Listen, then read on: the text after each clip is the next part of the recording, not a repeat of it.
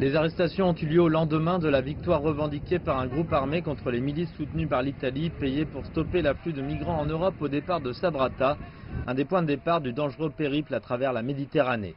La chambre d'opération anti-Daesh, créée l'an dernier pour débarrasser Sabrata des militants de l'État islamique, dit qu'elle et ses alliés ont pris le contrôle de la ville des mains de martyr Anas al-Dabashi, mieux connu sous le nom de Al-Hamou, et des milices de la Brigade 48. Le chef de la Chambre a lancé un appel à l'aide à la communauté internationale samedi, disant que ces hommes avaient découvert un camp de passeurs dans une situation absolument tragique, avec des femmes et des enfants ayant désespérément besoin d'aide.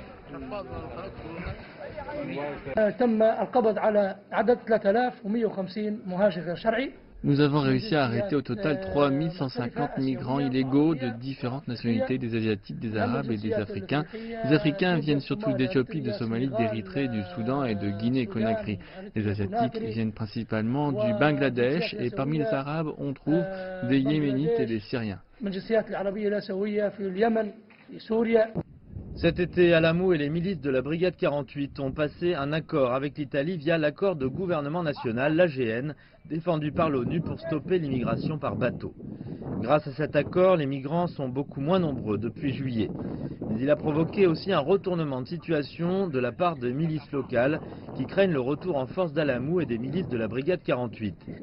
La bataille depuis des semaines entre les milices rivales a fait des dizaines de morts et provoqué le déplacement de milliers de familles.